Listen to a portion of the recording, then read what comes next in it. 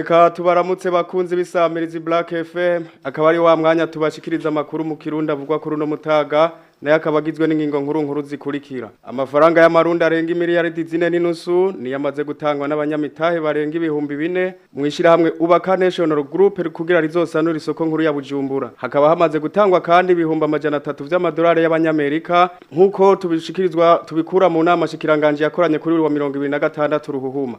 Nayo ngo imbuto kama z'ibigori n'imbuto z'ibivyagwa zifitaniye umubano mubi kubera imbuto kama bariko barazigunda cyane. Ivyo bikaba bishikirizwa n'umuhinga mu bijanye n'imbuto mariko bacanamwe. Nayo ishira hamwe runarigiye gukurikiranira ikibiriraho ibikorwa vy'amashira hamwe akora ivyo gutigira kugira arihishwe amafaranga ajanywe nayo baba binjije nkuko bishikirizwa na Fabrice Niyibitanga arongoye ishira hamwe Rona.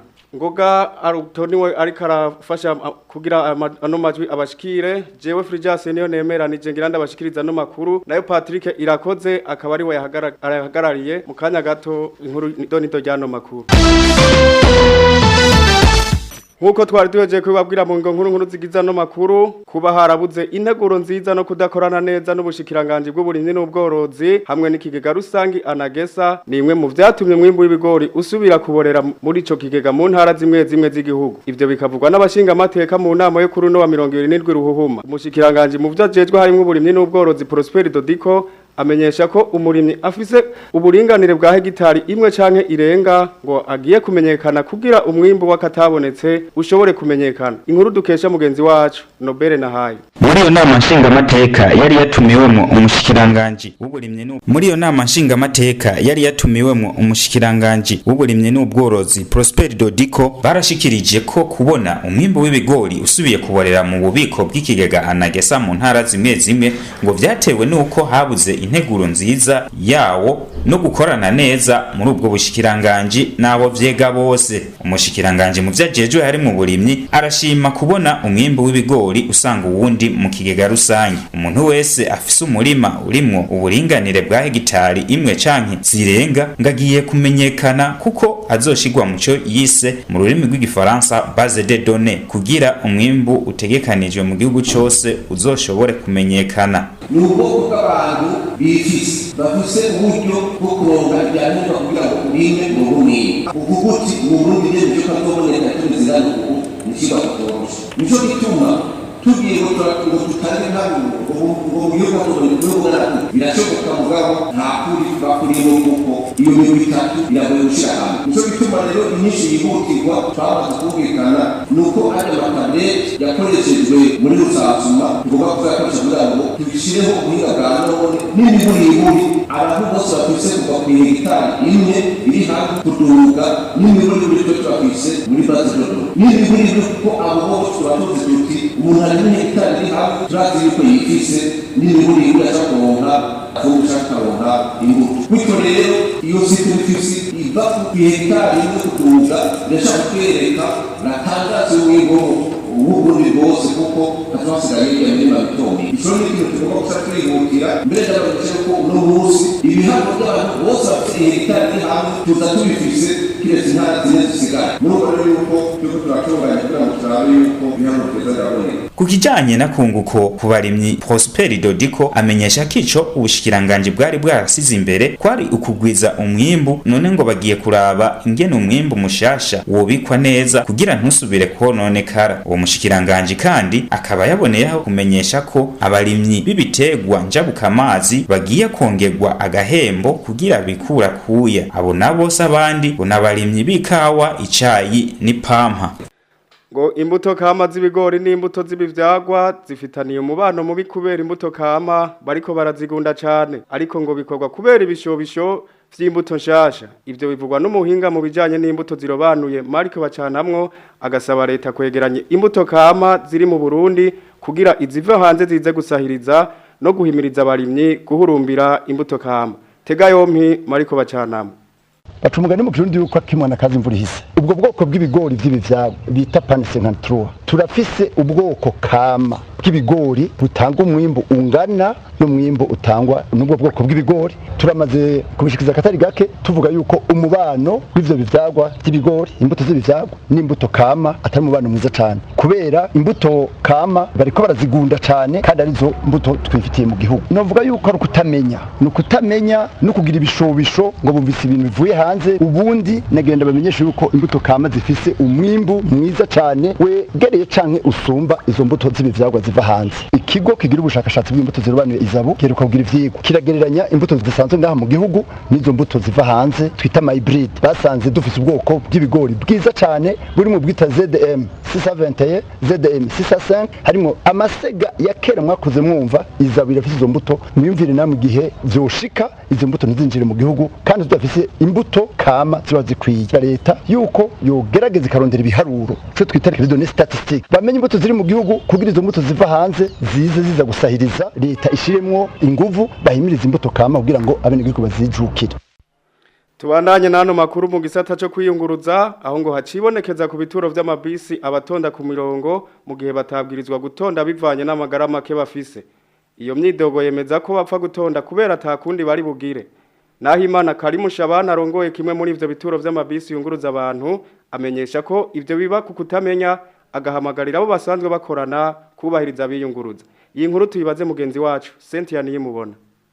Abagendana ubumuga, abakenyezi bibungenze, abageze mu zabukuru n'uwo wese ashobora kuba ari karihuta agiye ku bikorwa by'igihugu nibo batabwirizwa gutonda ku mirongo, ariko ngo kenshi siko bigenda. Uyu n'umuvyeyi yibungenze twasanze ku gituro c'imiduga yunguruza abantu ibatwara mu bumanuko bw'igisagara ca Bujumbura, aho avuga ko batacubahirizwa mu gateka kabo ko kudatonda ku mirongo ngubu ntibakibaha icubahiro. Twebwe mu matwibungenze nkuko mubibona aha ku mirongo nyine turahatonda mwibura ry'amabisi, usanze ata bisi nimwe hari nta kundi tubigenza, turemera tugatonda tukarindira. Uba ugomba gukingira amagara yawe n'umwana mu nda. Rimwe na rimwe turarindira, hari igihe uvuye mu bikorwa urushe ukumva menga ntiwotambuka n'amabwa. Mbere byarabaho umuntu w'umumama bakamwubahiriza ashitse ku murongo w'amabisi akagenda arengana abantu bose bakamuha icubahiro, ariko ubu ntibikihaba kubera ko umuvurunga n'ubuhari umumama ntarabwa ntabonwa uraba konvoyere ntibamubona. Rero byaragoranye cyane, ubu turihangana nyine ko twaramaze kubyakira. Uyu nawe akora igikorwa cyo kudandaza amayinite, aho avuga ko nawene yama yabibonye ko abakenyezi bibungenze batonda ku mirongo nk'abandi.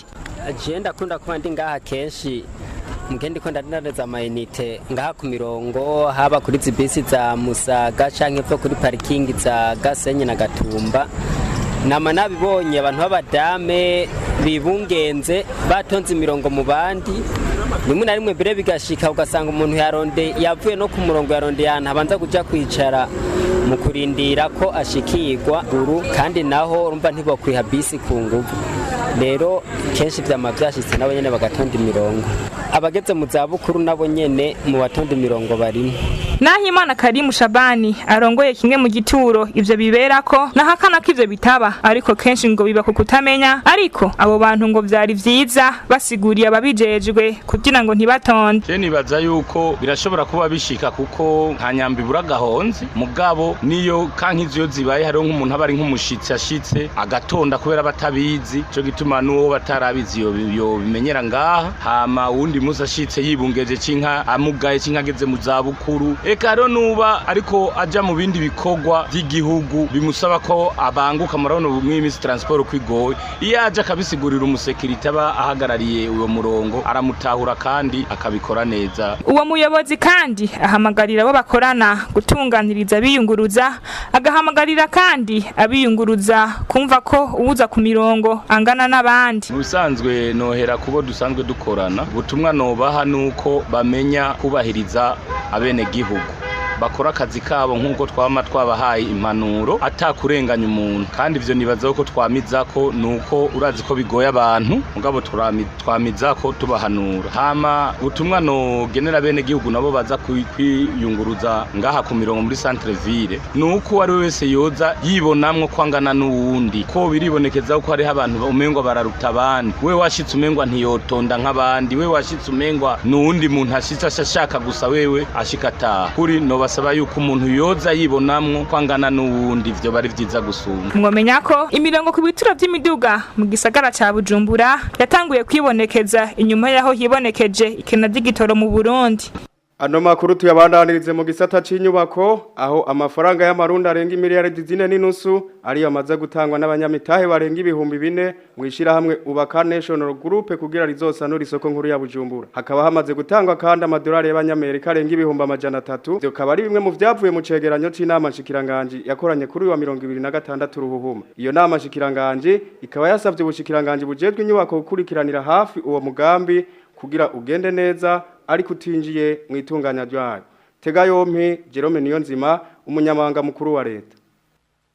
Kubijanye no kwegeranya uburyo muri iki gihe abanyamitahe bagera ku bihumbi 4,983 nibo bamaze gutanga amafaranga y'amarundi angana n'imiliyaridi 4,773 n'ibihumbi 683,312 hamwe rero n'amadolari ya Amerika ibihumbi 345,466. Uwo mugambi wose hamwe uzotwara amafaranga y'amarundi ashika imiliyaridi 571 miliyoni 690 n'ibihumbi 588,780. Urugwandiko rusaba ubwa mbere kw'ibikorwa vyokorwa intambwe ku ntambwe hafatiwe ku murindi w'abasaba kwinjira muri uwo mugambi. Bwa kabiri ko amasezerano yotegurwa agashirwa ku mukono kugira ngo ishirahamwe Ubaka Nation Group ritangura intambwe ya mbere y'ibikorwa. Bwa gatatu ko Ubaka Nation Group yoronswa ikiringo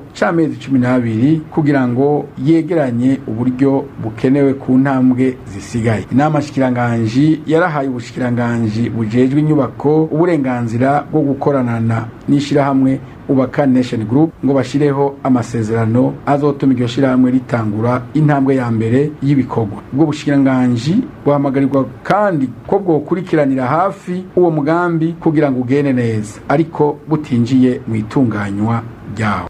Black FM, the #1 hit radio station in Bujumbura. Tubandanye nano makuru twabateguriye aho ishirahamwe Ronald rigiye gukurikiranira ikibiraho ibikorwa by'amashirahamwe akora ivyo gutigira kugira arihishwe amafaranga ajanye nayo baba binjije. Ivyo bikaba byashikirijwe na Fabrice Niyibitanga rongoye Rona mu kiganiro n'abamenyesha makuru cyo kuri wa 2026 ruhuhuma. Tega yompi Fabrice Niyibitanga. Vuba cyane rero haritezwe corona ihinduka ikaba urwego rujejwe kugenzura itunganywa ry'inkino ziganisha imigisha mu Burundi twita Agence de Régulation des Jeux de Hasard. Narijya itegeko shikiranganje numero 150 agakwego 540 agakwego 108 ryo kuwa 31 umwaka wa 2024 gerekana uko amashirahamwe akorera muri ico gisata atozwe uburyo buvuye mu gukinisha bene izo nkino. Bamenyeshe kandi ko muri uwo murongo nyene Rona ubu ifise ubushobozi bwo gukurikirana ikibiriraho ibikorwa vyose ayo mashirahamwe akora agaheza akarihishwa amafaranga ajanye nayo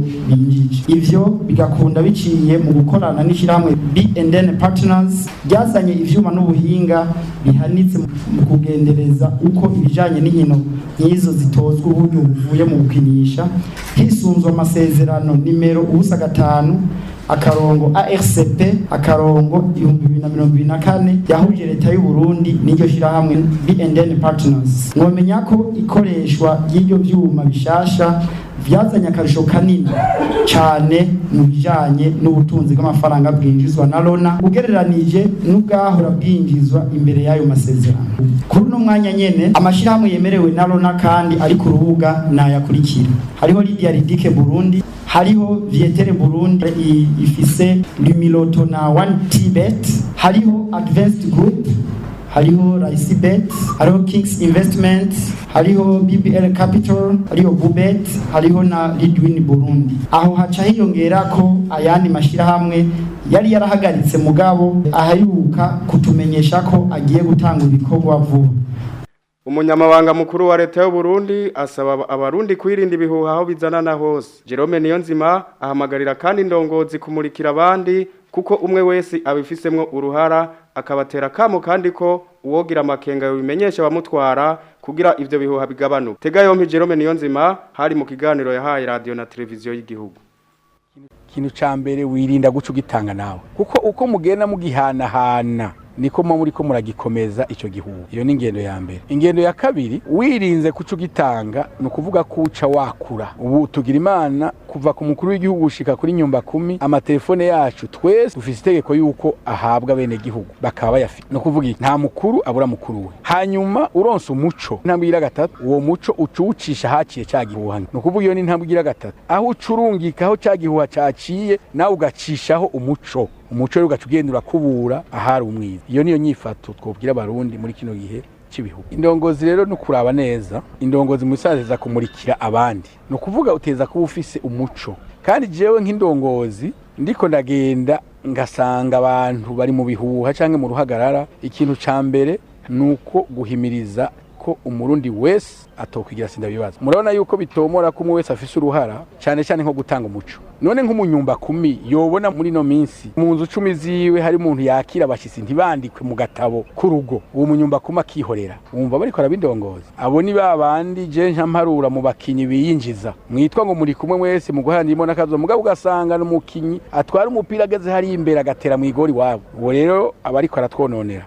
Mugabo nkagira nti kurabo akamonda batera nuko umwe wese uko navuze atamukuru abura mukuru we ufise amakenga ukabura inyumba 10 bwira umukuru w'umutumba, ukabura umukuru w'umutumba ukagira amakenga bwira mukuru wa zone, ukabura umukuru wa zone ukagira amakenga bwira mustanteri, ukabura mustanteri ukagira amakenga bwira bura matari. Murumva bimaze kugera ku rwego rw'intara bura matari ahagarariye umukuru w'igihugu muri iyo ntara. No kuvuga tugiye turagira uwo muco wo kumenya ko atakwikorera umuzigo w'u Burundi wenyene uteza gukorana n'abandi bica bigera neza. Nino kuri iyo nkuru y'umunyamabanga mukuru wa leta y'u Burundi turangirije ko hano makuru ariko kuba yafatiye hagati reka tubibutse ingingo nkuru zari ziyagize. Ngo amafaranga y'amarundi arenga imiliyaridi 4.5 ni yamaze gutangwa n'abanyamitahe barenga ibihumbi 4 mwishira hamwe Ubaka National Group kugira rizosanure isoko nkuru ya Bujumbura. Hakaba hamaze gutangwa kandi ibihumbi 300 by'amadolari y'abanyamerika. Ivyo akaba ari imwe mu vyavuye mu nama shikiranganje yakoranye kuri wa 2026 ruhuhuma. Ngo imbuto kama z'ibigori n'imbuto z'ibivyagwa zifitaniye umubano mubi kubera imbuto kama bariko barazikunda cyane. Ivyo bakabikora kubera ibishobisho bafitiye imbuto nshasha nkuko bishikirijwe n'umuhinga mu bijanye n'imbuto mariko bacanamwe. Nayo ishirahamwe runarigiye gukurikiranira ikibiriraho ibikorwa by'amashirahamwe akora ivyo gutigira kugira arihishwa amafaranga janye nayo baba binjije. Shimire uruganda wo kumenyesha makuru rw'isamirizi Black FM rwadufashije gutorokanya no makuru. Shimira ngo garuto yari mu buhinga bw'ivyuma. Jewe Frijas niyo nemera akabarije nabashikirije no makuru. Shimira na Patrick Rakoze yarahagarariye. Ndabasezere ndabipfuriza kubandanya mukurikira ibiganiro by'isamirizi Black FM.